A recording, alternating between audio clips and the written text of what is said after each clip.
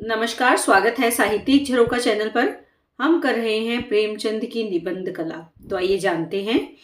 देखिए, निबंध कला के बारे में अगर बात करें तो निबंध कला की समीक्षा के लिए विद्वानों के अलग अलग मत हैं, जिसमें डॉक्टर द्वारिका प्रसाद सक्सेना ने निबंध के बुद्धि तत्व, अनुभूति तत्व, कल्पना तत्व और व्यक्तिगता तत्व, शैली तत्व आदि आदि 5 तत्वों को स्वीकार किया है।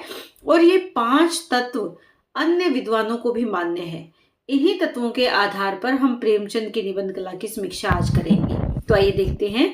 देखिए, यहाँ पर सबसे पहला तत्व कौन सा है? बुद्धि तत्व।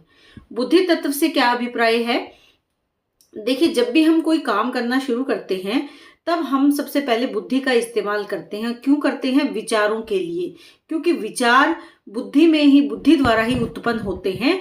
तो यहाँ पर बुद्धि से अभिप्राय क्या है? विचार शक्ति हमारी कैसी है, जो किसी भी निबंध लेखक को चिंतन मनन की ओर अग्रसर करती है। दूसरे शब्दों में हम कह सकते हैं कि किसी विषय विशेष के अलग अलग पक्षों पर या विविध पक्षों पर सोच विचार करने की प्रेरणा क्या है? बुद्धि तत्व है। इस विचार और चिंतन मनन की शक्ति के कारण ही भाव और विचारों का निबंध में समावेश होता है। क्योंकि जब हम चिंतन और मनन करेंगे तभी हमारे पास नए भाव आएंगे, नए विचार आएंगे और ये निबंध रचना के लिए आवश्यक है। बुद्धि तत्व के कारण ही कोई निबंध राजनीतिक, सामाजिक, धार्मिक निबंध का रूप धारण कर सकता है। इस तत्व के आधार पर अगर प्रेमचंद के निबंधों की समीक्षा करें तो हम देखते हैं कि उनके निबंधों में बुद्धि तत्व प्रचुर मात्रा में उपलब्ध हैं। वे अपने निबंधों में तत्कालीन समाज में व्याप्त जो विसंगतियां हैं, अंधविश्वास है, मिथ्याचार है, उनकी कटु आलोचना करते हैं और जमकर उन पर व्यंग्य भी करते हैं। प्रेमचंद ने अपने निबंधों का आधार क्या बनाया है? तत्कालीन जीवन को बनाया है। इसीलिए वे जीवन से संबंधित विषयों पर गहन चिंतन मनन करते हैं, जो मानव जीवन के विकास में बाधा प्रतीत होते हैं। यानी उनके विषय कैसे हैं? जो मानव जीवन के विकास में बाधा उत्पन्न करते हैं, उनके बारे में वो चिंतन मनन करते हैं और फिर उनका सृजन कहाँ करते हैं? अपने निबंधों में करते हैं। अगला जो हमारा यहाँ पर पॉइंट रहेगा, ये कौन सा है? अनुभूति तत्व। विद्वानों ने निबंध लेखन के लिए इस तत्व को अत्यंत महत्वपूर्ण तत्व के रूप में स्वीकार किया है, क्योंकि अनुभूति ही वह तत्व है जो निबंध में गंभीरता, परिपक्वता आदि गुणों का समावेश करती है। देखिए, जब हम किसी चीज को अनुभव करेंगे, एक विचार है जिसको हमने चिंतन किया, लेकिन उस विचार को हम अनुभव नहीं करेंगे तब तक हम उस पर लेखन कार्य नहीं कर सकते, वो हमारे लिए उपयोगी नहीं है। तो यहाँ पर निबंधकार की अनुभूति जितनी ज्यादा गहरी होगी, गंभीर होगी, उसकी रचना उतनी ही महान और गौरवमयी होगी। अनुभूति का संबंध जीवन और जगत से होता है। यही कारण है कि जीवन के विविध परिवर्तनों, विविध गतिविधियों, परिस्थितियों, उतार चढ़ाव आदि के साथ साथ जब कोई साहित्यकार जगत और जीवन में उसके उत्थान पतन, ह्रास विकास, सुख दुख, सत असत आदि को देखता है तो उसे अनुभव भी करता है। तब उसके अनुभूति में प्रौढ़ता का समावेश होता है। प्रेमचंद का संपूर्ण साहित्य जीवन और जगत से पूर्णतः जुड़कर चलता है। प्रेमचंद अपने युगीन जीवन को बहुत ही निकट से उन्होंने देखा भी है और उसको भोगा भी है, उसको अनुभव भी किया है। जीवन और जगत से संबंधित अपने निष्कर्षों को उन्होंने अपने निबंध साहित्य में अभिव्यक्ति प्रदान की है। यहाँ पर टाइपिंग में थोड़ी अपने कर लें आप यहाँ, कि अपने निबंध साहित्य में अभिव्यक्ति प्रदान की है। तो अनुभूति तत्व के द्वारा ही उनके जो निबंध लेखन है वो कैसे हैं? गहरे विचारों से युक्त है। और उनको उनकी पहचान बनाने के लिए उनमें जो विचार उन्होंने डाले हैं वो गंभीरता और परिपक्वता लिए हुए हैं। और ये किसके कारण संभव है?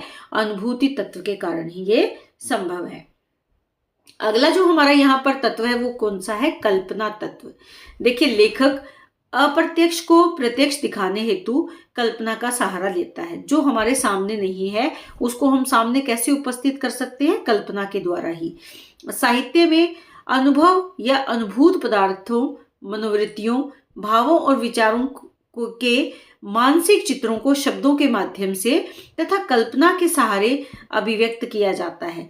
जो हमारे मनोवृत्तियां हैं, भाव हैं, विचार हैं, उनको हम अपने मानस पटल पर एक चित्र के शब्दों के माध्यम से एक उसकी चित्र बना लेते हैं, या हम उसे कल्पना के सहारे जीवंत कर लेते हैं।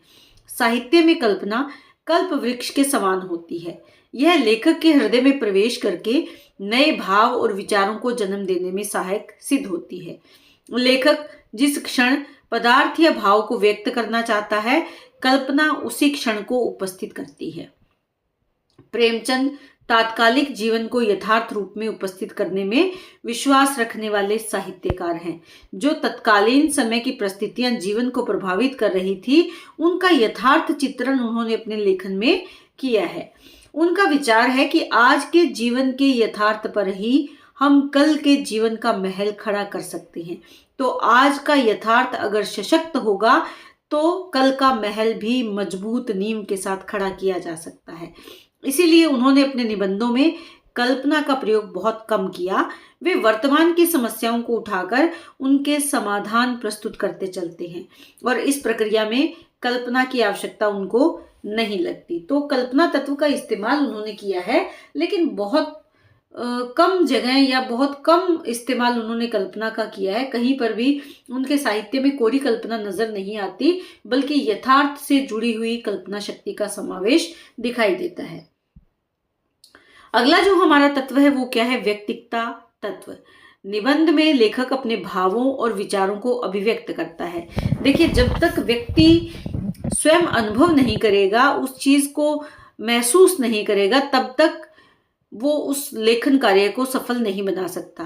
और इसके लिए उसके स्वयं के व्यक्तित्व में उन गुणों को डालना, उन गुणों को परखना और उन्हीं के विचारों की अभिव्यक्ति लेखन के माध्यम से करना, वही साहित्य को पूर्ण सफलता की ओर लेकर जाती है।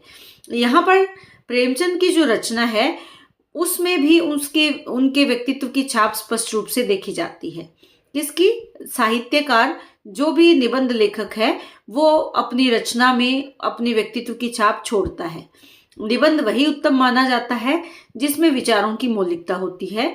किसी दूसरे के विचारों को अभिव्यक्त करने में निबंध में प्रभावान्विति नहीं आ सकती। लेखक जो भी लिखे वह उसका अपना हो, दूसरों से ग्रहण किया हो ना हो। अतः स्पष्ट है कि व्यक्तिकता निबंध का अनिवार्य अंग है।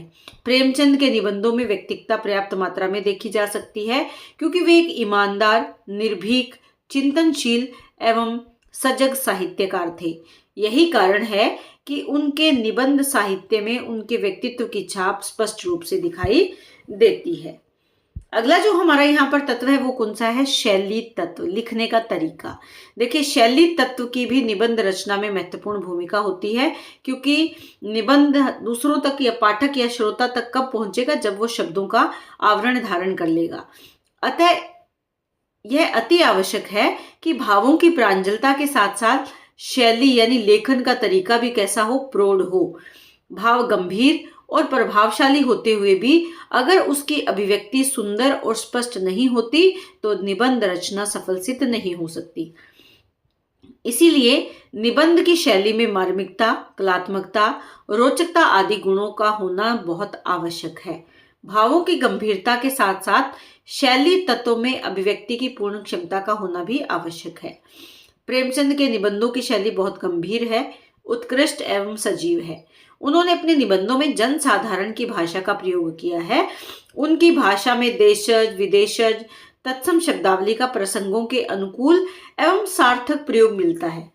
उन्होंने अपने निबंधों में वर्णात्मक, भावात्मक, व्यंग्यात्मक, अलंकारिक आदि शैलियों का सफल प्रयोग किया है। तो प्रेमचंद ने अपने विषय पर प्रकाश डालने के लिए अनेक स्थलों पर व्यंग्यात्मक शैली का सुंदर प्रयोग किया है, यानी व्यंग्य के माध्यम से अपने विचारों की अभिव्यक्ति उन्होंने निबंधों में की है। तो इस तरह से अगर देखें तो प्रेमचंद के निबंधों की भाषा शैली में बिंबात्मक, लाक्षणिक शब्दों और मुहावरों तथा कहावतों का सुंदर प्रयोग है। चित्रात्मकता ने भी उनके निबंधों को सुंदर और मार्मिक बनाया है। जब हम पढ़ते हैं निबंधों को तो चित्र उपस्थित होने लगते हैं, बिंब बनने लगते हैं। तो ये उनकी सफलता का मूल मंत्र है। प्रेमचंद के निबंधों में प्रयुक्त मुहावरों, लोकोक्तियों भाषा को सारगर्भित और सशक्त बनाया है। जैसे तिनके का सहारा, अंधे की लकड़ी, खून खोलना, कलई खुलना, अपने पाँव पर कुल्हाड़ी मारना, जड़ें खोदना, आग पर तेल छिड़कना, उल्लू सीधा करना आदि मुहावरों को प्रसंगों के अनुकूल सार्थक रूप से उन्होंने प्रयोग किया है, जिससे कि उनका शैली तत्व भी बहुत सशक्त बन पड़ा है। आप इसके अंत में निष्कर्ष को जरूर लिखेंगे, मैंने यहाँ ऐड नहीं किया लेकिन आपको ऐड करना है। तो निष्कर्ष रूप से हम कह सकते हैं कि प्रेमचंद की जो निबंध कला है उस वो तात्विक दृष्टि से सफल निबंध कला कही जा सकती है, या तत्वों के दृष्टिकोण से एक सफल निबंध लेखक प्रेमचंद को कहा जा सकता है। तो उम्मीद करती हूँ कि ये प्रश्न आपको बहुत अच्छे से समझ में आया होगा। बहुत बहुत धन्यवाद। इसी तरह चैनल से जुड़े रहिए।